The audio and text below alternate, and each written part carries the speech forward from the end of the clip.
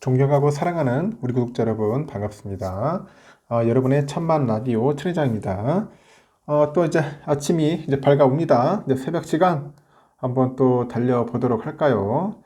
시간 금방 가요. 금방 12월 벌써 7일이야. 12월 달. 12월 달은 왠지 느낌이 좋아요. 왠지 느낌이 좋고 행복한 시간들, 행복한 기회, 여러 가지 좋은 것들이 많이 생길 것 같아. 마구마구 생길 것 같습니다. 그렇게 느껴지지 않나요? 저는 그렇게 느껴져요. 여러분들도 그렇고 저도 그렇고 다 잘 될 겁니다. 잘 될 거니까 너무 부정적인 생각, 그 어두운 그런 고민들, 걱정거리들 다 갖다 버리십시오. 버리시고 잘 될 거니까 천회장과 같이 한번 갑시다. 천회장은 다 봐요, 여러분. 제 댓글 제가 안 볼 것 같죠? 제 영상에 댓글 다 봅니다. 이런 분이 있어. 매일 꾸준하게 영상 다 보고 댓글 다 다는 분이 있고, 어떤 분은 뭐 댓글 달지도 않고 그냥 보는 분이 있을 테고, 어떤 분은 그냥 아침 방송만 댓글 다는 분도 있더라고요, 보니까. 그래서 저도 사람이잖아요, 여러분. 똑같은데 이 정이라는 게 가는 게 뭐냐면은, 저도 이렇게 독하게 하지만은 또 독하게 댓글 달아주신 분들이 다 독한 것 같아. 응? 방송 올리는 사람보다 이 방송을 다 들어주고 댓글 달아주는 분이 진정한 찐팬입니다. 찐팬. 내가 볼 때는 이 삼성전자 찐팬입니다. 이 보통 정성이 아니면 그렇게 할 수가 없어요. 참 훌륭합니다. 근데 그런 분들은 내가 나중에 기회 되면은 진짜 막걸리 한 잔 사주고 싶어요. 저는 이런 이야기를 들려주고 싶어요. 일찍이 동파는 그 자신의 시에서 행운 유수 초무정질, 행운 유수 초무정질이라고 했습니다. 이게 뭐냐? 뭐 가는 구름과 흐르는 물은 애초에 정해진 바탕이 없다. 그런 겁니다. 가는 구름과 흐르는 물, 애초에 정해진 바탕이 없다. 누구도 그 바다의 고향을 묻지는 않습니다. 그 바다의 고향은 강이었고 개천이었고 계곡이었다. 그러나 그것이 바다에게 무슨 의미가 있겠느냐 그런 뜻이죠. 그 황지우 시인이라는 사람이 말을 해요. 길은 가면 뒤에 있다. 돌아보면은 누구나 자신의 그 지나온 길이 보이지만은 앞을 보고 걸을 때는 가야 했던 길은 끝이 보이지 않는 정처 없는 길이었다는 거죠. 인생에 정해진 길이라는 건 없는 것 같아요. 오직 자신이 스스로 만들어 가는 것일 뿐이에요. 스스로 만들어 가는 것일 뿐. 방법은 언제나 내 안에서 찾아야 돼. 내 안에서. 모든 꽃이 반드시 봄에 피는 것은 아니죠. 여러분들 아시다시피 여름에도 피고 뭐 가을에도 피고 심지어는 겨울이 돼서야 피는 꽃도 있더라고요. 그 사과나무와 그 떡갈나무가 자라는 속도가 다르잖아요. 저마다 인생의 봄은 이렇게 서로 다른 법이라고 알 수 있겠습니다. 하여튼 가지 않는 길이란 갈 수 없었던 길이 아니라 가기가 두려워 회피한 길이 아닐까 생각을 해요. 그래서 가지 못했던 길에 대한 후회는 쉬운 길을 선택했던 자의 넋두리에 불과한 거죠. 가지 못한 길을 되돌아보는 자보다 가지 않은 길을 걷는 자의 뒷모습이 더 아름다운 겁니다. 그것이 길을 아는 자와 걷는 자의 차이겠죠. 누구나 인생을 그 순풍에 돛단 듯 순조롭게 살고 싶지만은 돌아보면은 파란만장한 삶이 훨씬 더 아름다운 겁니다. 어쩌면 행복이란 목적지에 있지 않고 그 목적지를 가는 여정에 있는지도 모르겠어요. 오늘 여러분과 나는 그 여정의 한 길목에 있는 것 같습니다. 이렇게 우리가 투자를 하면서도 이 투자의 길, 이 어려운 이 지금 시간이 나중에 되면은 상당히 추억도 많고, 하여튼 아름답던 시기가 되지 않을까 생각이 들어요. 괴롭지만은 지금은, 그때 진짜 내가, 주가 많이 빠졌을 때 열심히 담고 했던 게 참 좋았다. 그런 생각을 할 겁니다. 나중에 먼 훗날에.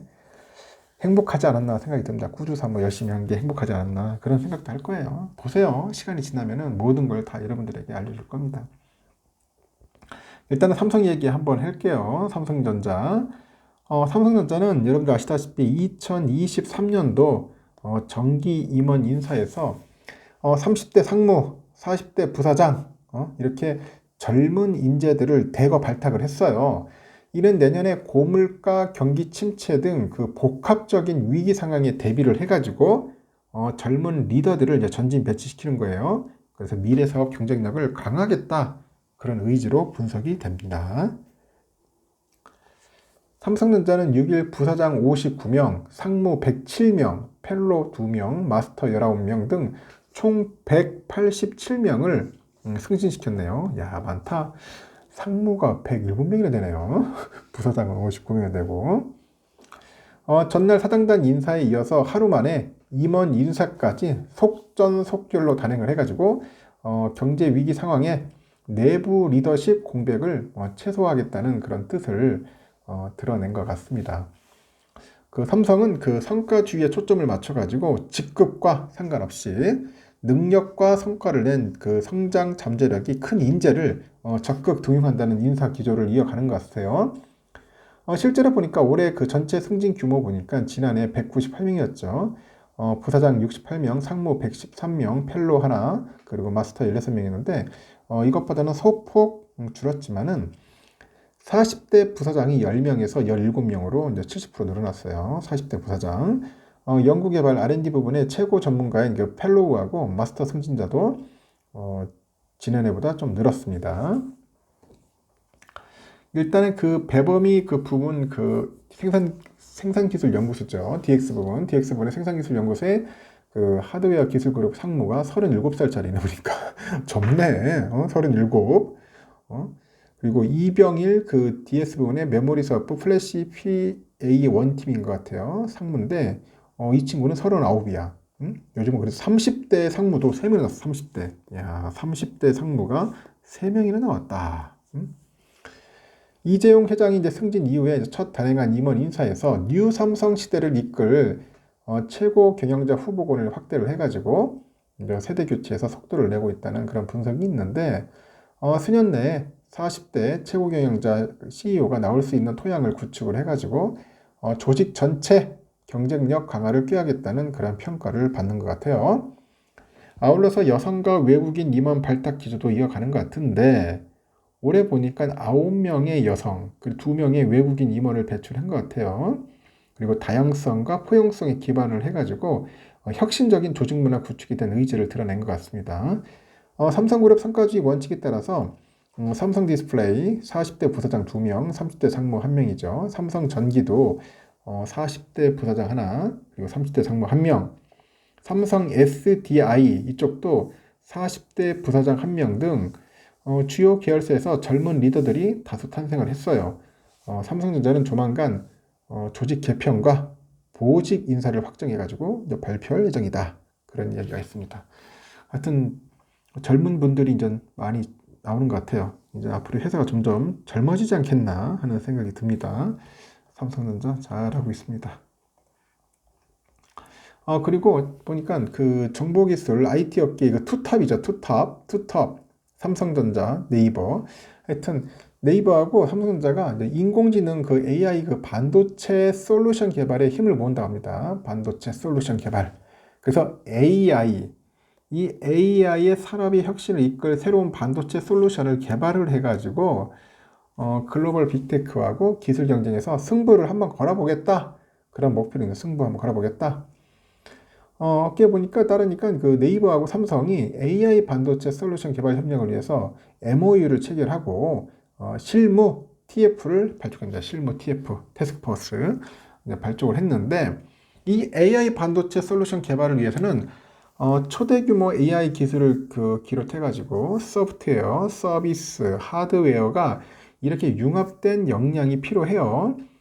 이에 각 분야 선도 기업인 네이버하고 삼성전자는 그 각각의 장점을 바탕으로 해서 협력을 통해서 AI 시스템 병목을 해결해가지고요. 전력 효율을 극대화할 수 있는 이런 새로운 반도체 솔루션 개발에 착수를 하는 겁니다. 그 네이버는 글로벌 수준의 초대 규모 AI를 개발을 해가지고 하루에 이제 3,600만 명이 사용하는 그 네이버 서비스 적용한 네이버 서비스 적용한 그 기술 노하우를 갖고 있어요. 보니까 또 그 그래픽 처리 장치 GPU 기반으로 해가지고 기존 모델 대비했을 때 한 두세 배 정도 수준의 빠른 성능을 구현할 수 있는 그 경량화 알고리즘을 확보하고 있죠. 하여튼 AI 반도체 개발에 필요한 소프트웨어 역량을 갖췄어. 그 세계적인 반도체 기업인 삼성전자는 그 개발과 제조 기술력은 물론이고 스마트 SSD 알죠? 그리고 메모리 반도체하고 AI 프로세서를 하나로 결합한 그 고대역폭 프로세서 인 메모리가 있어요. HBM, PIM이라고 하죠. 하여튼 시스템 병목 해소 등을 위해서 메모리 기반의 선도적인 솔루션을 그 다수 개발한 그런 기술 경쟁력 그리고 경험을 이제 보유하고 있는 거죠, 삼성은. 그래서 두 회사가 우선 초거대 AI 모델 응용 확산을 위해서 이렇게 필수 요소인 경량화 솔루션에 대한 기술 검증과 개발에 착수를 하는 겁니다. 또 이와 함께 HBM PIM하고 대용량 데이터를 효율적으로 처리할 수 있는 차세대 인터페이스 기반의 그 CXL 그리고 컴퓨테이셔널 스토리지 등 고성능 컴퓨팅을 지원하는 차세대 메모리 솔루션 확산에 대해서도 지속적으로 협력한다. 그렇게 보시면 되고 특히 네이버는 초대 규모 AI 하이퍼클로바 서비스를 운영하고 있는 만큼 개발 초기 단계부터 실제 필요한 부합하는 솔루션을 이제 만들어낼 수 있다는 그런 평가를 받고 있는 겁니다.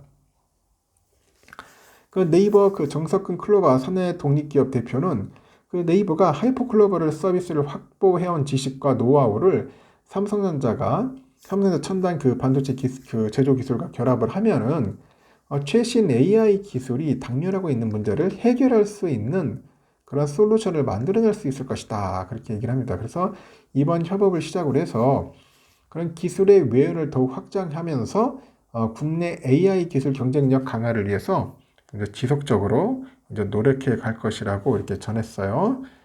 삼성전자 메모리 사업부 전략 마케팅 실장 그 부사장이 하여튼 네이버하고 협력을 통해 가지고 초대 규모 AI 시스템에서 메모리 병목 현상을 해결할 수 있는 최적의 반도체 솔루션을 개발할 것이다.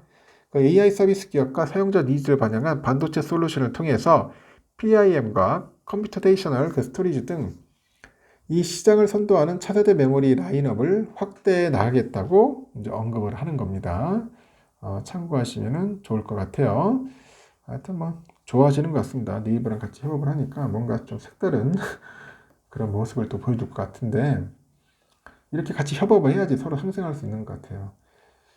그리고 요번에 삼성전자가 그 6일날 단행했죠. 어제 단행한 그 2023년 정기 임원 인사를 보니까 그 삼성의 그 글로벌 전략실 출신의 외국인 직원들을 승진시켜가지고 관심이 모아진답니다. 그 해당 조직은 해외 유수의 그 MBA를 나온 외국인들을 중심으로 해가지고 삼성의 전략을 고민하는 일종의 S급 외국인 특수부대다. 그러면 외국인 특수부대라고 평가를 받는데 삼성전자는 이날 그 저메인 클라우드의 신임 DX 부분 그 VD 사업부 이쪽 상무하고 그 다니엘 아라우조 신임 DX 부분의 사업지원 TF 상무에 대한 그 인사를 발표를 한 겁니다. 이름도 참 기네요. 하여튼 저메인 클라우드 상무는 그 싱가포르의 그 동남아 총괄 TV 영업관리 총괄로 동남아시아랑 그 오세아니아 TV 매출 성장세를 유지를 하면서 삼성의 그런 시장 리더십을 유지하는 데 기여한 것으로 현재 평가가 되고 있고 그 다니엘 아라우조 상무는 경영기획과 인수합병 전문가로 회사의 그 중장기 그런 경영전력 수립과 신기술의 바탕을 둔 M&A 로드맵 수립을 주도한 그런 점을 인정을 받았던 것 같아요. 그 두 외국인 상무 승진자한테는 삼성 글로벌 전략실에서 근무했다는 그런 공통점이 있는데 저메인 클라우드 상무가 2011년에서 13년 동유럽 그 비즈니스 등과 관련된 업무를 한 것 같아요. 그리고 다니엘 아라우조 상무는 2011에서 12년까지 경영기획과 관련한 업무를 해당 조직에서 수행한 것으로 전해지고 있고 이렇게 삼성 글로벌 전략실은 해외 유수 대학이 MBA 출신이나 뭐 글로벌 컨설팅 회사 경험이 있는 이런 사람들을 대상으로 해가지고 중심으로서 한 100명이 넘는 그 S급 인재들이 선발돼 가지고 근무한다는 그런 후문입니다. 이렇게 고급 인력들을 불러들이기 위해선 초봉이 장난 아니야. 2억이야. 초봉 2억 원 수준으로 높게 책정돼 있다고 하네요. 채용 역시 비밀리에 아름아름 진행된다. 이렇게 세계 최고 수준의 MBA로 평가받는 미국의 펜실베니아 와트스쿨이죠. 프랑스의 인시아드, 이런 출신뿐 아니라 중국의 유명 대학 출신 고급 인력들이 뭐 여러 곳에서 근무를 하고 있는 것 같아요. 특히 이제 전략실에서 하겠죠. 이렇게 삼성 글로벌 전략실은 앞서서 1997년 미래 전략 그룹이라는 이름으로 탄생을 했어요. 그때 이건희 선대 회장이 우리에게는 신선한 시각으로 최신의 정보와 트렌드를 알려주는 수준 높은 외국인 인재가 필요하다. 이렇게 언급을 했고, 그들을 끌어모아가지고 이제 사업을 돕게 하고 장기적으로 글로벌 리더로 키우자. 이렇게 지시한 데서 비롯됐다고 하는데, 2011년부터 삼성전자 외 계열사로도 컨설팅 업무를 확대해가지고 실제 성과를 냈다는 설명입니다. 그래서 올해는 미국 최초의 그 안전규격개발 그 인증회사 이제 UL로 이직한 삼성의 최초 외국인 임원 데이비드 스틸 전 삼성전자 미국 법인 대외 협력 부사장이 이곳 출신이라고 하는 것 같아요. 스틸 전 부사장은 영국의 옥스퍼드 대학 물리학을 나왔고 MIT에서 물리학 박사학위를 받았고 학벌 좋네. 미국 시카고대에서 MBA도 마쳤다.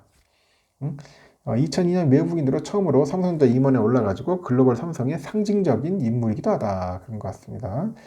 또 다른 30대 외국인 상무 승진 기록을 세운 그 마티유 아포테커 그 상무도 삼성 글로벌 전략실을 거쳤다고 하네요. 근데 그 친구는 보니까 HP죠. 휴레패커드 최고 경제를 지낸 그 레오 아포테커의 아들로도 유명하다. 그렇게 하여튼 뛰어난 인재들을 모아가지고 삼성전자가 잘 활용을 하는 것 같아요.